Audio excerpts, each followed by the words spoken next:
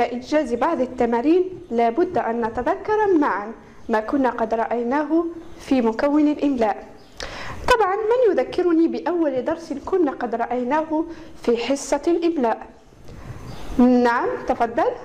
أحسنت، همزة الوصل والقطع. ماذا أيضا؟ نعم الهمزة المتوسطة، رائع. ماذا أيضا؟ الهمزة المكتوبة على الألف. نعم المكتوبة على الواو، رائع. إذن هذه الحالات التي كنا قد رأيناها مسبقا عن الهمزة. فمن يذكرني بقاعدة همزة الوصل أو القطع؟ تفضلي. أحسنت، إذن همزة الوصل تكتب وتنطق في أول الكلمة وتحذف في وسطه. مثال: أستعمل الكتاب المدرسي. أستعمل كتبت في بداية الكلمة، أليست كذلك؟ نعم أحسنتم. إذن ممكن أن نقول استعمل ماذا؟ استعمل المفتاح. استعمل المفتاح، هذه جملة أخرى. وكما نلاحظ أن استعمل فيها همزة وصل. لماذا؟ سنرى. نطقت الهمزة في بداية الكلمة استعمل المفتاح، ولكن إذا وضعنا استعمل في جملة كاملة هل سوف تنطق أم لا؟ دعونا نرى. من يعطيني مثال؟ نعم استخرج واستعمل الأداة في جملة. استخرج واستعمل الأداة في الجملة. أتلاحظون؟ استعمل لا تنطق همزتها. لماذا؟ لأن حذفت، لأن الهمزة أتت في الوسط، على عكس المثال الأول استعمل المفتاح الهمزة نطقت لأنها كانت في بداية الكلام. إذن هذا نموذج عن همزة الوصل. بينما همزة القطع ماذا نقول؟ همزة القطع تكتب وتنطق في أول الكلمة، وتكتب وتنطق أيضا في وسط الكلمة وفي آخر الكلمة، أي على عكس همزة الوصل. بينما الهمزة المتوسطة من يخبرني بها؟ تفضل. أحسنت، تكتب على الياء إذا كانت مكسورة أو ما قبلها مكسور. ماذا عن همزة المكتوبة عن الألف؟ نعم تكتب الهمزة على الألف إذا كانت مفتوحة وما قبلها مفتوح، وتكتب كذلك على الألف إذا كانت مفتوحة وما قبلها ساكن، وكذلك تكتب على الألف إذا كانت ساكنة وما قبلها مفتوح. بينما الهمزة المكتوبة على الواو، نعم ما هي حالاتها؟ أحسنت، تكتب الهمزة على الواو إذا كانت مضمومة وما قبلها مضموم، وكذلك تكتب على الواو إذا كانت مفتوحة وما قبلها مضموم، وأيضا تكتب على الواو إذا كانت ساكنة وما قبلها مضموم.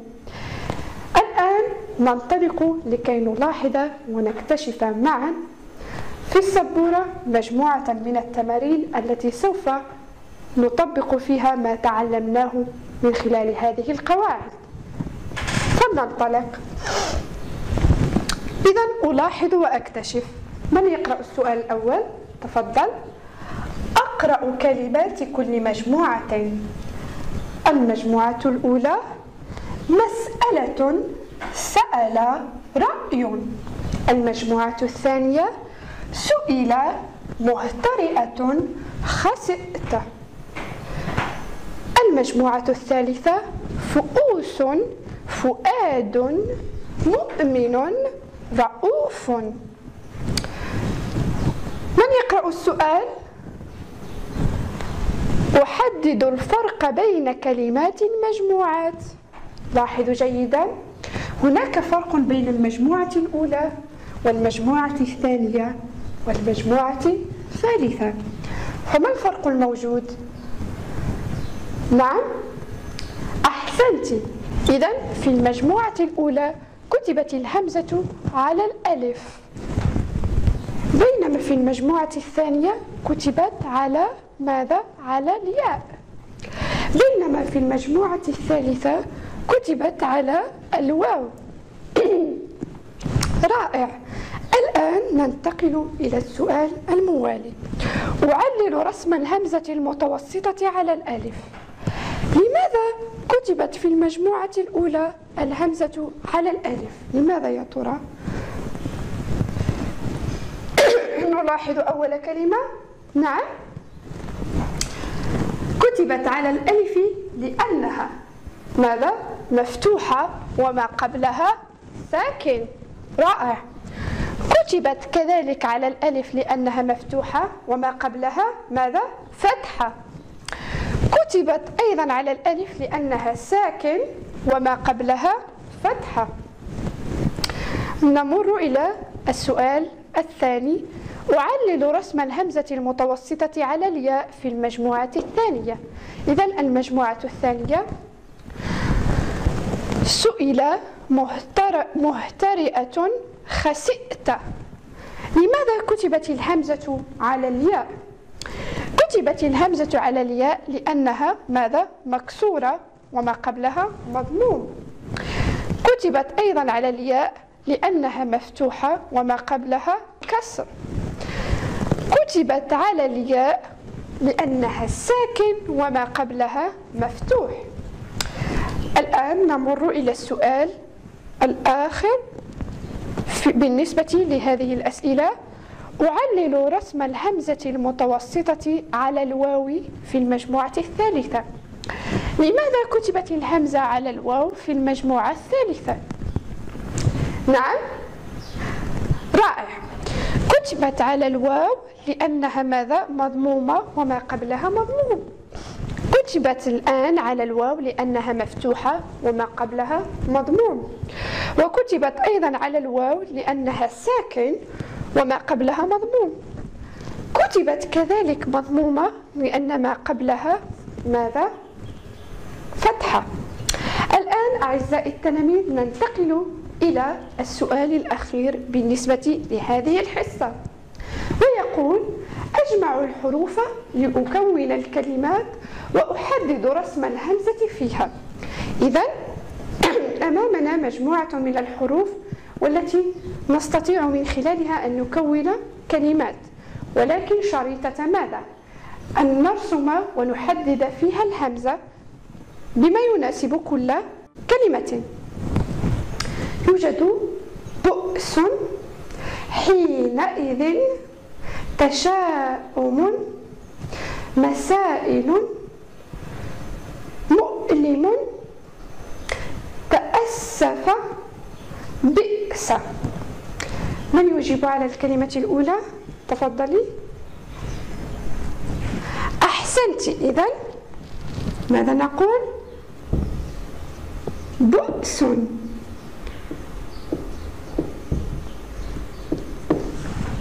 نعم، حينئذ. إذن على الياء.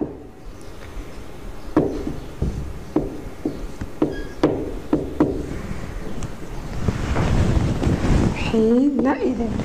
تشاؤم على الألف. أحسنت.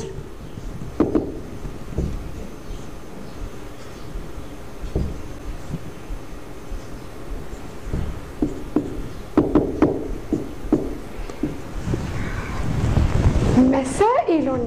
رائع، على الياء.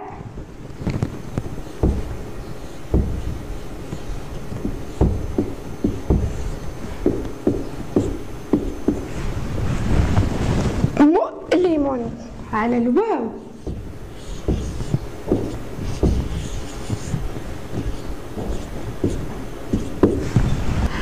تأسف.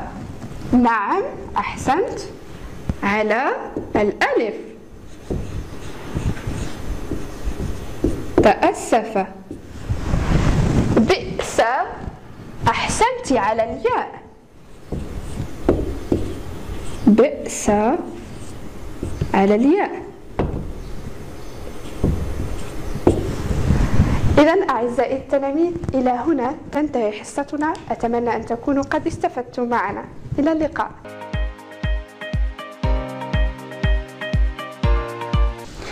إذا نبدأ بنشاط تمهيدي. انتبهوا جيدا.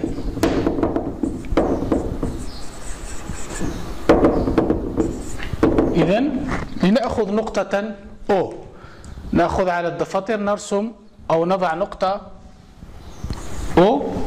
بعد ذلك نقوم برسم نقط على الورقة تبعد على النقطة O ب 1.5 سنتيمتر. إذن مثلا النقطة A بمعنى OA، القطعة OA تساوي 1.5 سنتيمتر. إذا سأرسم النقطة باستعمال المسطرة، مثلا سأضع النقطة O، النقطة A 1.5. إذن هذه هي النقطة A. نأخذ نقطة أخرى، مثلا نقطة B بمعنى OB تساوي 1.5، دائما نفس القياس. إذن هكذا مثلا، إذا النقطة 1.5 هنا. إذن هذه هي النقطة B. يمكننا إضافة نقطة أخرى، مثلا نقطة C بمعنى OC تساوي 1.5 سنتيمتر. إذن سأرسمها على هذا الشكل، O 1.5. إذن هذه هي النقطة C. إذن الآن هل يمكن إضافة نقط أخرى تبعد بنفس المسافة عن النقطة O؟ نعم، الجواب نعم. إذن كم عددها؟ نعم، كثير. إذن يمكننا إضافة نقط أخرى تبعد بنفس المسافة عن النقطة O التي هي 1.5 سنتيمتر. إذن هنا لكي نرسم جميع النقاط التي تبعد بنفس المسافة عن النقطة O نستعمل أداة هندسية هي الفيركار. انتبهوا معي جيدا. إذن سأرسم دائرة. إذن عنوان درسنا الدائرة والقرص. سأرسم دائرة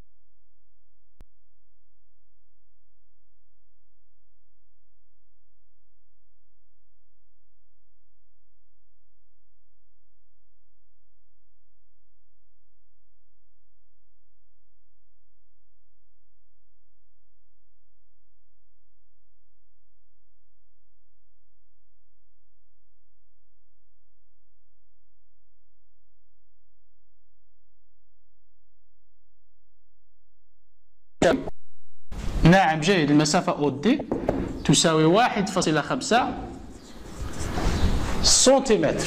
أحسنتم. إذن جميع النقاط التي تنتمي إلى الدائرة التي مركزها O تبعد بنفس المسافة عن المركز، وقياسها هو 1.5 سنتيمتر. وتسمى هذه المسافة OD نسميها شعاع الدائرة. شعاع الدائرة. إذن هذا الرسم، هذا الشكل يمثل دائرة مركزها O وشعاعها OD أو OA أو OB أو OC، لأن جميع هذه القطع متقايسة قياسها 1.5 سنتيمتر. والمساحة التي تحدها هذه الدائرة سأقوم بتوضيحها. هذه المساحة داخل الدائرة التي تحدها الدائرة تسمى قرصا، تمثل القرص. قرص شعاعه يساوي 1.5 سنتيمتر. مفهوم؟ الآن نمر إلى النشاط الأول. أعيد رسم هذا الشكل على الدفتر. إذن صفحة 116 على كتاب التلميذ سنرسم هذا الشكل على دفاترنا كما تلاحظون. إذن لدينا مجموعة من الدوائر لها نفس المركز. إذن هذا المركز مثلا سأسميه المركز O، لها نفس المركز ولها شعاع مختلف. كل دائرة لها شعاع مختلف، هناك شعاع صغير وهناك شعاع كبير. السؤال ألف: ألون القرص الذي له أصغر شعاع. سأعيد: ألون القرص، ليس الدائرة إنما القرص، المساحة التي تحدها الدائرة. ألون القرص الذي له أصغر شعاع. إذن من خلال الرسم أين هي الدائرة التي لها أصغر شعاع؟ نعم، جيد. إذن هي هذه هي الدائرة كما تلاحظون، شعاعها هو مثلا A. إذن سألون القرص هو المساحة التي تحد هذه الدائرة إذن على الشكل التالي. من هذا هو القرص، أصغر قرص أو لديه له أصغر شعاع. الآن التعليم باء أو السؤال باء: ألون بالأحمر الدائرة التي لها أكبر شعاع. إذن من خلال الملاحظة الدائرة التي لها أكبر شعاع، نعم جيد، هي هذه الدائرة. سأسميها دائرة مثلا C. إذن نلونها بالأحمر، شعاعها O مثلا B، شعاعها O B. إذن الدائرة هي هذه النقط، مجموعة هذه النقط. سأقوم بتلوينها بالأحمر. مفهوم؟ نمر إلى التمرين الثاني. سأقرأ التمرين. ألاحظ ألف: ألاحظ وأتأكد أن زاوية قائمة. إذن لدينا الشكل هنا.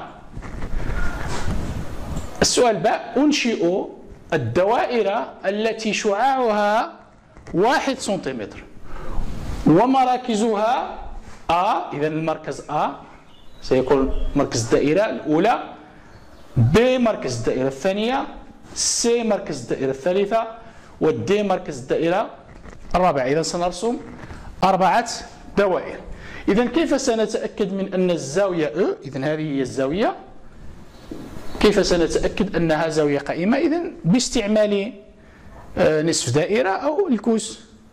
إذن سنتأكد من ذلك. إذن زاوية قائمة يعني قياسها 90 درجة، أو كما تلاحظون، لاحظوا جيدا،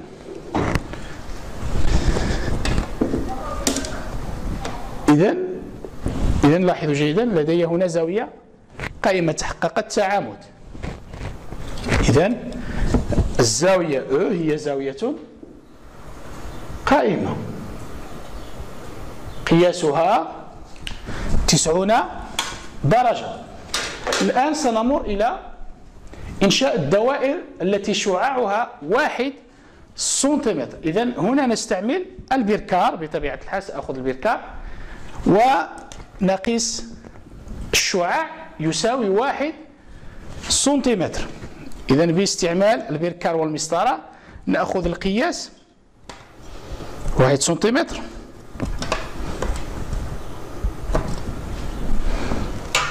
إذا لدي 1 سنتيمتر. سنذهب إلى المركز A لرسم الدائرة الأولى. سأضع الإبرة عند النقطة A.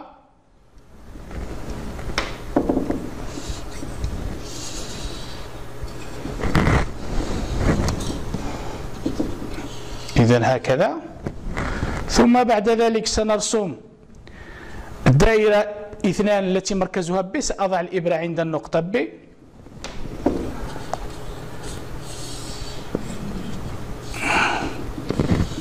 بهذه الطريقة.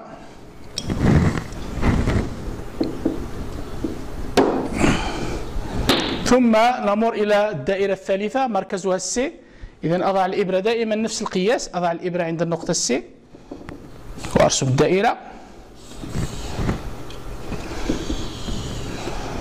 وفي النهاية سأضع الإبرة عند المركز D وسأقوم برسم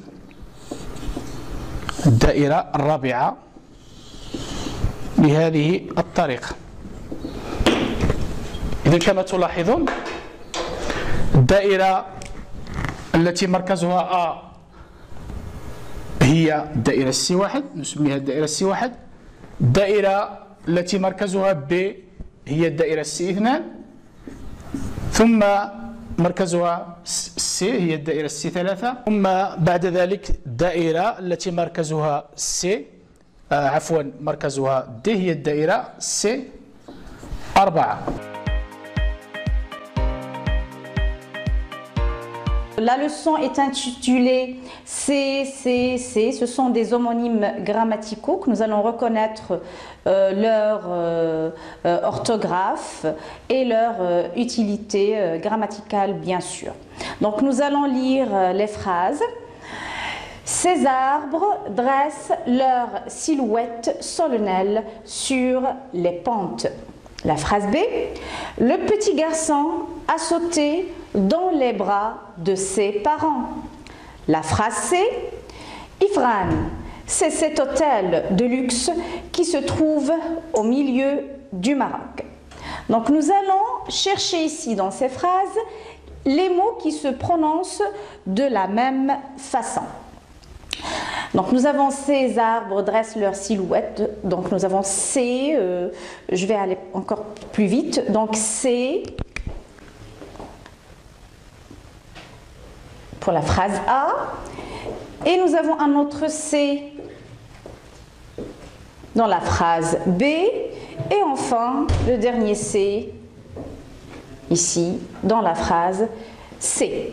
Donc qu'est-ce qu'on constate? On constate qu'ils s'écrivent d'une manière différente, même si que leur articulation est la même. Donc nous avons C, C, C.